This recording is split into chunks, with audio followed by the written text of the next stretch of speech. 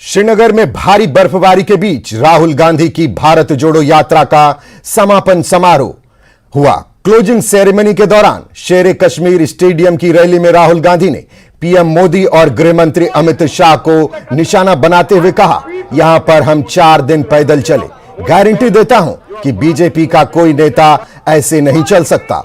राहुल ने कहा, जम्मू कश्मीर के लोगों ने उन्हें हैंड ग्रेनेड नहीं बल्कि दिल खोलकर प्यार दिया, गले लगे। रैली से प्रियंका गांधी ने भी खिताब किया। भारत जोड़ो यात्रा 7 सितंबर को कन्याकुमारी से शुरू हुई थी।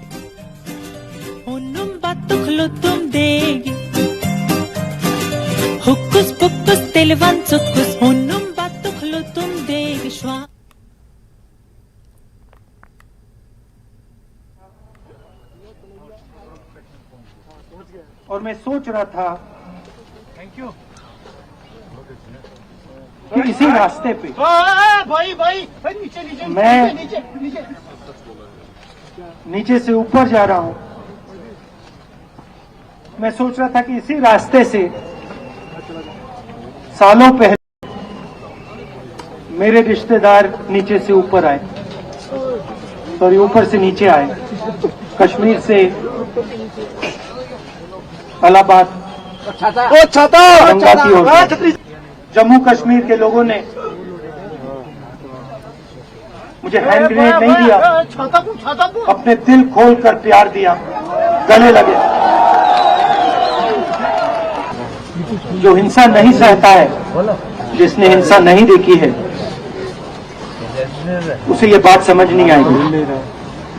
जैसे मोदी जी हैं, अमित शाह जी हैं, आरएसएस के लोग हैं, उन्होंने हिंसा नहीं देखी।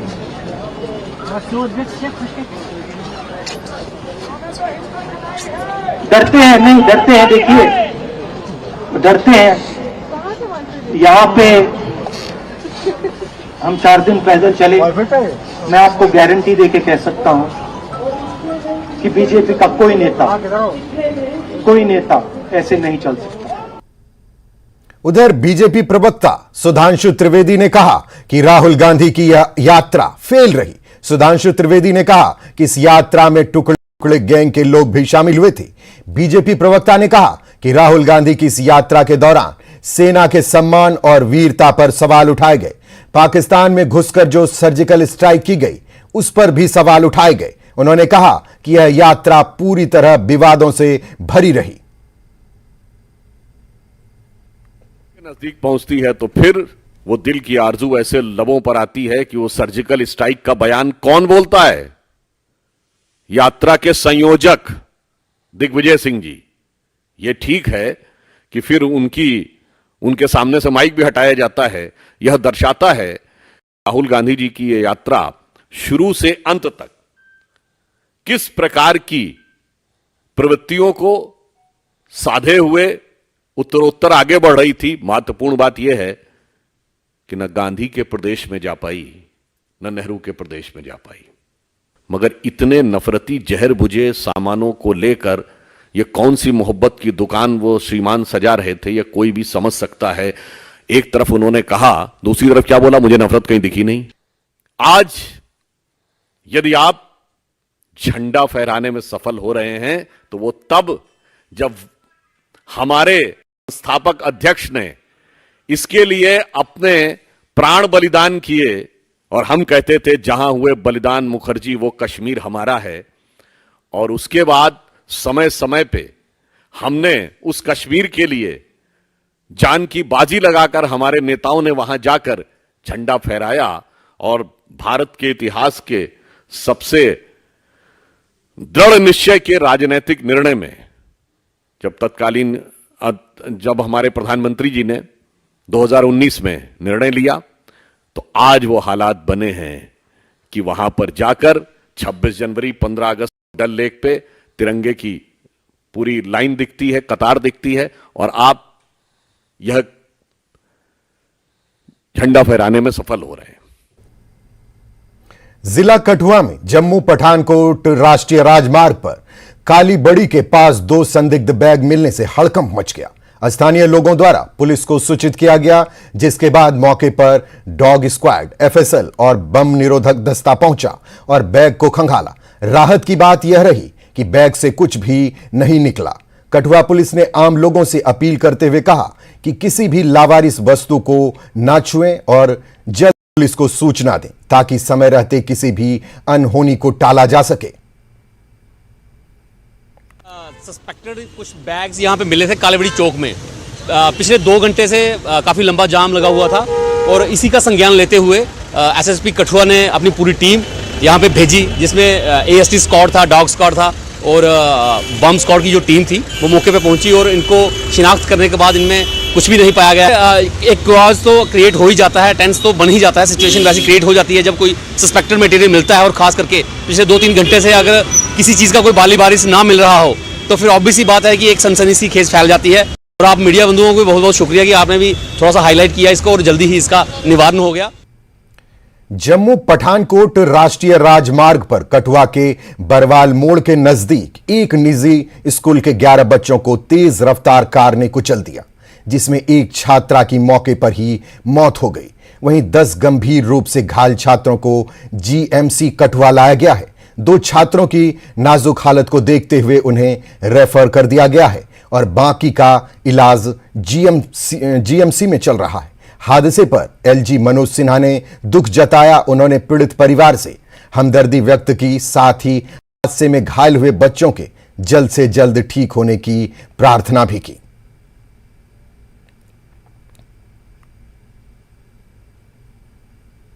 घाटी में हो रही बर्फबारी से केसर उगाने वाले किसान बहुत खुश हैं। किसानों का कहना है कि पिछले कई सालों से केसर की फसल में गिरावट आ रही है, लेकिन इसका मुख्य कारण सर्दियों में बर्फबारी की कमी है। हालांकि किसान इस साल अच्छी बर्फबारी को लेकर खुश हैं। उन्होंने कहा कि इस साल उन्हें अच्छी फसल मिलेगी। हम अगर सैफरान की बात करें, सैफरान एक ऐसा वाहिद क्रॉप है जिसके लिए लाजमी एक ठंडी चिल्ली, जिसको हम कहते हैं चिल्ली, और बर्फ ज़रूरी है। क्यों ज़रूरी है? हर एक क्रॉप प्लस टेम्परेचर में उगता है, लेकिन वाहिद सैफरान एक ऐसा क्रॉप है जो माइनस टेम्परेचर में उगता है। तो यही मैं आपने सुना ही होगा कि पुराने लोग कहते थे हमारे पास बहुत ज़्यादा ये क्रॉप निकलता था, जो वारिया ज़्यादा बरकत था सेजन स्क्वेयर पर। तो क्या हुआ है वजह 2014 से एकदम थोड़ा क्लाइमेट चेंज हो गया। वैसा अब जो चिल्ली है ना, जिसको चिलाई करान कहते हैं, वंदरर्स जिसको कहते हैं हम, वो अब वैसा देखने को नहीं मिलता 2014 के बाद। अगर आपको में याद होगा 2020 में थोड़ा कठिन एक चिलाई कलान हुआ है, मतलब सारे नाल वगैरह जम गए थे, तो उस साल एक अच्छा क्रॉप देखने को मिला था।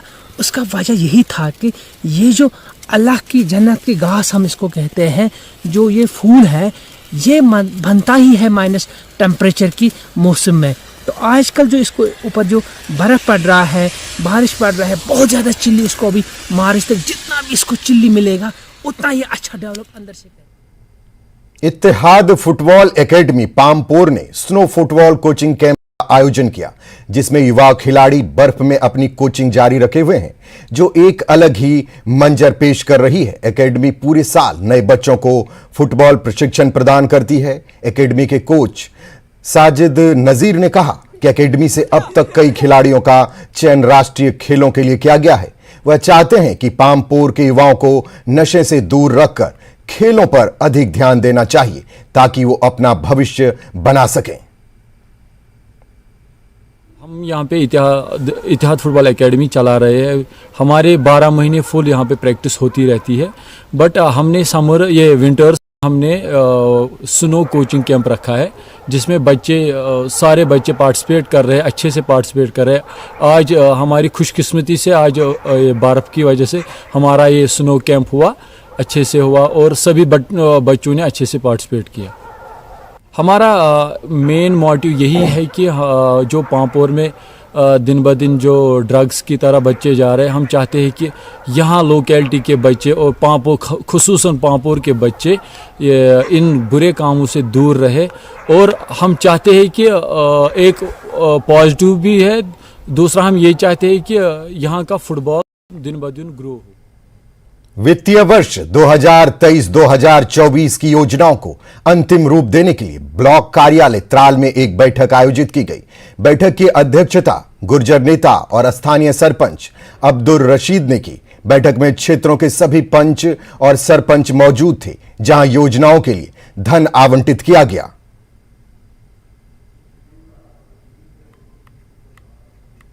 23-24 का प्लान हुआ था, वो आज हमने सबडिविजन किया यहाँ त्राल में। तो क्यों ये इसमें जो हमारा ये प्लान है 24 लाख का, ये इसमें जो भी हमारे काम रखे जाते हैं तो इसको क्यों ये लोगों में खुशी होती है। क्यों जहाँ कदल नहीं, पुल नहीं बनता था, रोड नहीं बनती थी, या कहीं ड्रेन नहीं बनती थी, या कहीं प्रॉब्लम कहीं बहुत सारी लोगों की होती थी, तो उस पर हमने आज ये इनका एक मीटिंग ली है। घाटी में बर्फबारी का सिलसिला जारी है। ऊंचाई वाले इलाकों में एसडीएम कंगन ने हिमस्खलन की चेतावनी जारी की है। लोगों को सावधानी बरतने और हिमस्खलन संभावित क्षेत्रों में जाने से बचने की सलाह दी गई है।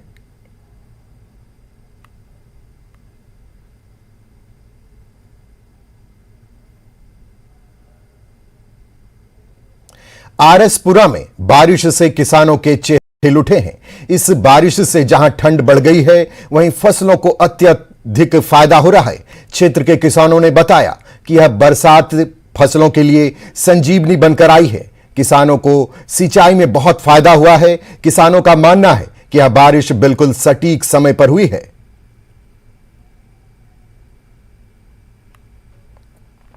फसल जी ने इस वक्त बड़ी अच्छी तैयार हो चुकी थी, लेकिन डिमांड यही कि पानी की जी शार्टेज होने की वजह कन्नै फसल से रुकावट आ रही है।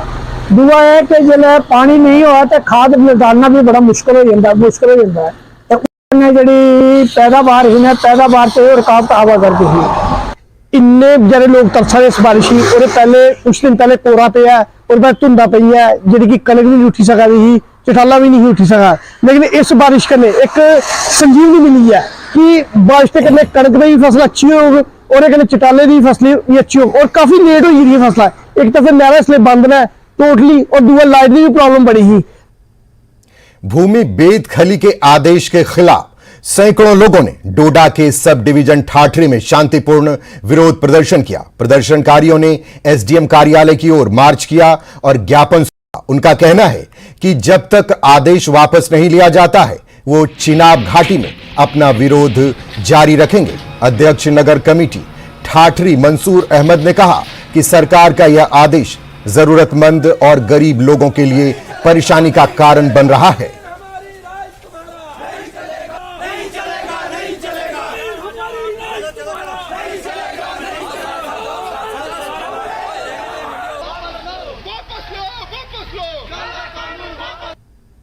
काला कानून निकाला है, उसको आप वापस लीजिए। हाँ, अलबत्ता एक बात जरूर कहना चाहता हूँ कि जो लैंड ग्रेबर्स हैं, जिन्होंने इस जम्मू कश्मीर को बेचा है, उसमें ब्यूरोक्रेसी भी है, उनसे आप जमीनें वापस लीजिए, हमें कोई एतराज नहीं है। लेकिन जो गरीब आवाम है जम्मू कश्मीर की, उसको तंग मत कीजिए। और अमन जुलूस निकाला गया और हुकूमत को यह बावर कराया गया कि हमारे आशियानों को उजाड़ने से पहले हमारी लाशों पे बुलडोजर चला, हमारे ऊपर बुलडोजर चलाकर हमें पीस दिया जाए, उसके बाद हमारे आशियाने गिराए जाए। मैं कहना चाहता हूं एलजी साहब को, अगर इसी तरह के काले कानून और इसी तरह के हालात बनाए गए, और खास करके जो आपने टारगेट किया है, मेरा हिंदू भाई है उसी खसरा नंबर में, यहां पे ज्यादती हो रही है और मुसलमानों के साथ ज्यादा ज्यादती हो रही है, मुसलमानों को टारगेट किया जाता है। ब्रेक के बाद एक बार फिर आपका स्वागत है। बढ़ते हैं अगली खबर की ओर। सेना के उत्तरी कमान के commander lieutenant general Upendra Dwivedi ने उधमपुर में सेना के ऑपरेशन सद्भावना के माध्यम से उत्तराखंड में general BC Joshi army public school में पढ़ने वाले जम्मू कश्मीर के 45 छात्रों के साथ बातचीत की। छात्रों को संबोधित करते हुए सेना कमांडर उपेंद्र द्विवेदी ने उन्हें 5V का मंत्र दिया। वहाँ जाते हैं तो शुरू में आप लोगों को थोड़ा सा नई चीज़ें देखने को मिलती हैं, थोड़ी सी हल्की सी वो कहते हैं ना इनहिबिशन होता है जिसको हम बोलते हैं ना, थोड़ा सा हिचकिचाहट होती है यार, इनके साथ कैसे करें, क्या मेल मिलाप करें, ये करें, ठीक है। कभी कभी थोड़ा कल्चर भी अलग होता है, परंतु धीरे धीरे आप देखेंगे कि चूंकि आपका और उनका जो एक मंजिल है वो एक है, सिर्फ पाने के अपने नज़रिए अलग अलग होते हैं, तो इसीलिए फिर धीरे धीरे आप लोग काफी घुल मिल जाते हैं। तो मैं 5P के बारे में आपसे बातचीत करना चाहूंगा। सबसे पहले जिसको हम बोलते हैं पैशन, यानी जो भी काम करना है उसमें जुनून होना चाहिए, उसमें हमेशा तन मन धन सब लगा के काम करना चाहिए। एक होता है एस्पिरेशन कि काश मुझे ये फल मिल जाए, लेकिन दूसरा होता है कि मुझे ये काम करना है, मुझे इस तरह से करना है और ये पाना है, लेकिन फल की चिंता नहीं करनी चाहिए कि मुझे इंडियन क्रिकेट टीम में सेलेक्ट होना है, मेरी बॉलिंग अच्छी होनी चाहिए, मेरी बैटिंग अच्छी होनी चाहिए, इतनी अच्छी होनी चाहिए कि मेरा कोच मुझे बोले कि अगर कोचिंग हो तो ऐसी है। तो अगर आप में जुनून है, कुछ करने की इच्छा है, शक्ति है, तो फिर आप जरूर देखेंगे कि आपको वो जरूर कहीं ना कहीं हासिल होगा। किस रूप में होगा, उसके लिए सबसे बड़ी चीज जरूर है कि जो आपका परस्यू योर ड्रीम्स जिसको हम बोलते हैं, यानी जो आपकी एक जो आपका सपना है उसको अगर आपने हकीकत में लाना है तो उसके लिए जरूरी है कि उसके पीछे आपको पढ़ना पड़ेगा। ये जो हम जा रहे हैं कश्मीर से पिथौरागढ़, एक बहुत बड़ी जर्नी है। हम इसलिए जा रहे हैं कि हमको एक फ़ायदा मिले वहाँ पर। हम पढ़ने जा रहे हैं। हम आर्मी का एक मतलब शुक्रिया करना चाहते हैं, ऐसे कि मतलब उन्होंने हमको ऐसी अपॉर्चुनिटी दी कि हम वहाँ पर पढ़ सके। हम कश्मीर में मतलब 1 महीना जाते थे स्कूल, फिर 2 महीना 3 महीना वहाँ पर ये बंद रहता था, लॉकडाउन रहता था, और आर्मी ने हमको ऐसी अपॉर्चुनिटी की ताकि हम अपने ड्रीम्स को देख सके, हम अपने ड्रीम्स को जी सकते हैं। वो हम मतलब ये हमारा अच्छा फ़ायदा हुआ है कि मतलब हम आर्मी के साथ यहाँ पर पढ़ने जा रहे हैं।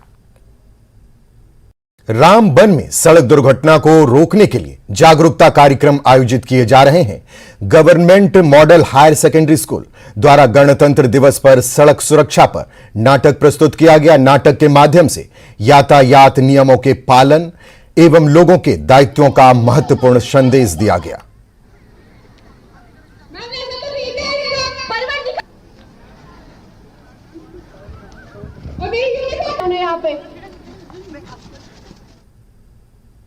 बारामूला के पटन में इस्लामिक बैतूल माल ट्रस्ट द्वारा इस्लामिक क्विज कंपटीशन का आयोजन किया गया। आयोजकों ने कहा कि इन प्रतियोगिताओं का मकसद बच्चों में इस्लामी शिक्षा को बढ़ावा देना है।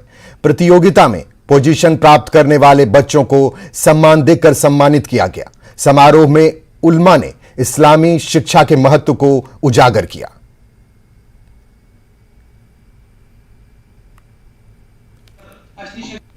जो ये क्विज़ प्रोग्राम है, इससे हमें बहुत ज़्यादा फ़ायदा मिलता है एंड हमारी जो नॉलेज है, इस्लामिक नॉलेज, वो बहुत ज़्यादा दुरुस्त होती है इससे एंड बहुत ज़्यादा फ़ायदा मिलता है हमें इससे। और हम इससे अपने रिलेटिव्स, अपने फ्रेंड्स एंड अपने पेरेंट्स को भी सिखा सकते हैं कि मतलब जो मोहम्मद सल्लल्लाहु अलैहि वसल्लम की सीरत है वो उन्हें बता सकते हैं कि इसमें कितना फ़ायदा है एंड हम इसे अपनी डेली लाइफ में भी यूज़ कर सकते हैं, जिससे हमारे जो सवाब है वो और ज़्यादा बढ़ेंगे एंड उनकी जो सुन्नतें हैं, उनके एज वगैरह और उनके जो बॉर्न ईयर और मंथ वगैरह है वो भी हमें पता चलती है। लेकिन आज कल जो कुछ बच्चे हैं वो मतलब इसमें शिरकत नहीं करते हैं क्योंकि उन्हें ये एक मामूली प्रोग्राम लगता है, लेकिन इस प्रोग्राम की फजीलत जो है वो बहुत ज़्यादा है।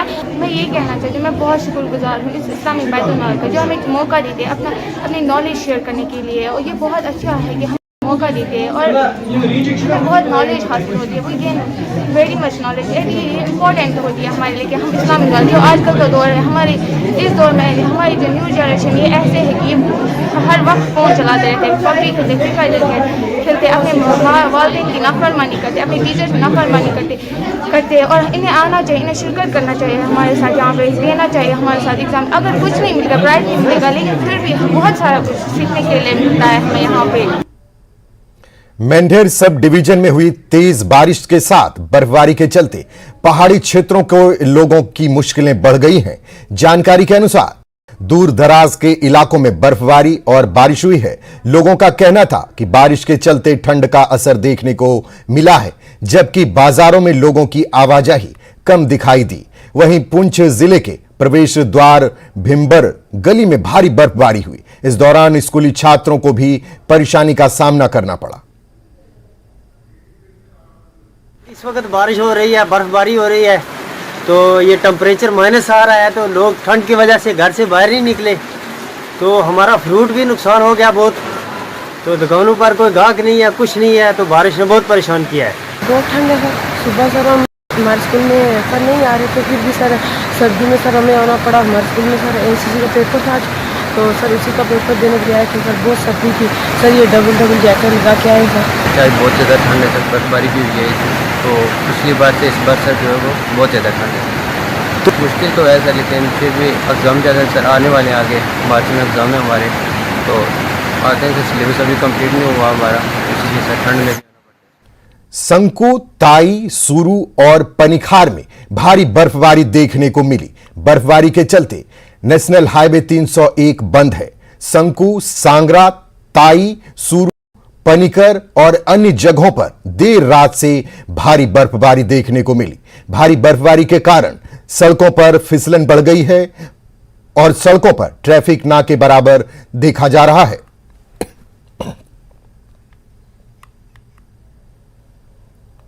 भारी बर्फबारी के कारण द्रास करगिल जिले से कट गया है। अंदरूनी सड़कें बंद हैं और बाजार खाली हैं। स्थानीय लोग गाड़ियों के बजाय घोड़ों का उपयोग कर रहे हैं। लगातार बर्फबारी के बाद द्रास में 2 फीट से ज्यादा बर्फ जमी हुई है और बर्फ गिरने का सिलसिला लगातार जारी है।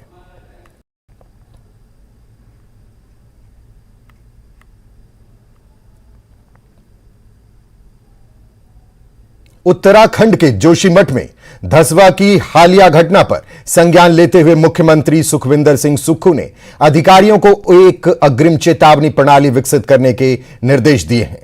मुख्यमंत्री के इस फैसले से भूकंप संभावित क्षेत्रों की पहचान करने में सहायता मिलेगी और भूस्खलन एवं धसाव वाले क्षेत्रों की विस्तृत रिपोर्ट तैयार करने में भी यह मददगार साबित होगी।